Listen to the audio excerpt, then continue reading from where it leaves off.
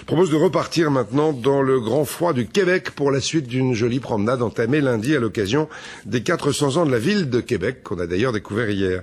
En tout cas, une province très attachée à son histoire, par exemple en longeant des chemins, le chemin du roi sur les traces des premiers colons il y a 400 ans.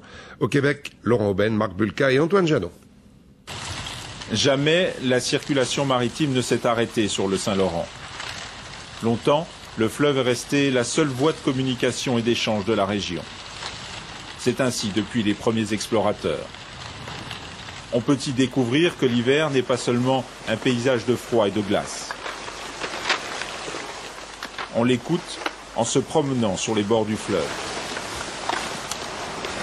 Le matin très tôt, c'est la circulation des bus scolaires qui s'impose sur les routes de la province.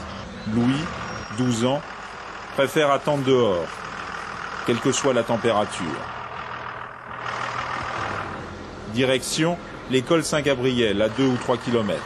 4 classes, 85 élèves. Louis est en 6e année, l'équivalent de la 6e en France.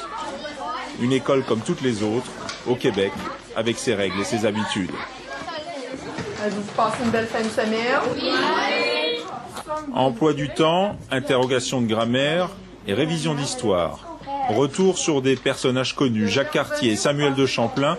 Ici, on parle plutôt de nos ancêtres, les Français. Le code vert, le code bleu. Ces gens-là, c'est sûr qu'à un moment donné, ils arrivaient par bateau, par centaines. C'est venu peupler le Canada. Les Français, par rapport à toi, c'est qui, ça? Oui, Louis? Nos ancêtres. Alors, tu vois ici la France, hein, comment que c'est important, hein? Oui.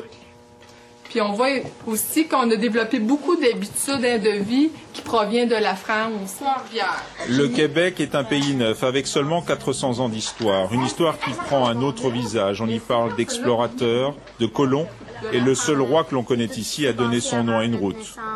Alors, le chemin du roi, ça serait quoi d'après toi? Une route pour les cavioles. Ah, c'est le premier chemin qui a été construit pour justement pouvoir voyager autrement qu'en bateau. Le roi de France, c'est Louis XVI.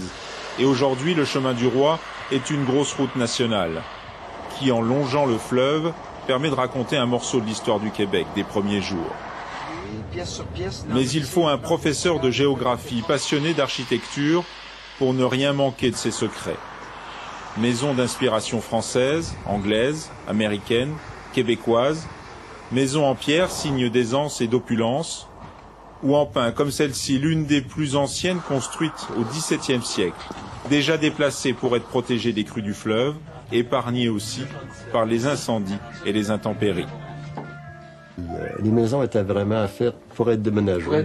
Mais toi, tu l'as démonté, tu as tout démonté pièce sur pièce? Ouais. Ah oui, numéroté, puis remonté. Ouais. Je perpétue la tradition, je fais encore des meubles comme à l'époque. La rigueur des hivers et le développement économique ont changé la donne. Mais autrefois, les gens n'habitaient pas la maison. Ils n'étaient pas beaucoup dans la maison. Même l'hiver. Les gens étaient dehors. Ils avaient des activités à l'extérieur. Alors, même si la maison était petite, on pouvait avoir une grande famille. En quittant l'Europe, les colons changent de statut. Ils ne sont plus des paysans, mais deviennent des habitants. Et beaucoup aujourd'hui encore restent attachés à leurs origines. Au milieu du XVIIe siècle, il a été décidé de relier par des chemins tous les petits villages de la rive, comme Champlain par exemple. Et c'est ce village qui a reçu le nom de Champlain. Et c'est ce village, par Samuel de Champlain lui-même, qui en 1632, sur sa carte, a identifié la rivière qui coule ici, que vous traverserez tout à l'heure. La rivière, il l'a appelée la rivière Champlain.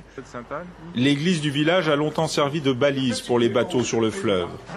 Aujourd'hui, elle est fièrement présentée par les gens d'ici comme une annexe du Louvre de Paris. Un tableau de Coypel, des trompe-l'œil et d'autres reliques attestent d'une vie quotidienne profondément imprégnée de religion. Mais aujourd'hui, les fondamentaux ont bien changé. Les Québécois ne s'en cachent pas, l'Europe et la France sont bien loin. Et si l'on parle et revendique le français comme langue nationale, les références sont depuis longtemps nord-américaines. Voilà, la fierté du Québec pour son histoire et de très belles séries de livres. Je vous montre l'un d'entre eux, Le Vieux Québec sous la neige, avec des photos de Claude Huot, avec des textes de Michel Lessard et Gilles Pellerin aux éditions de l'Homme. Il y en a d'autres sur le Québec qui sont magnifiques. On y retournera demain au bord du fleuve Saint-Laurent.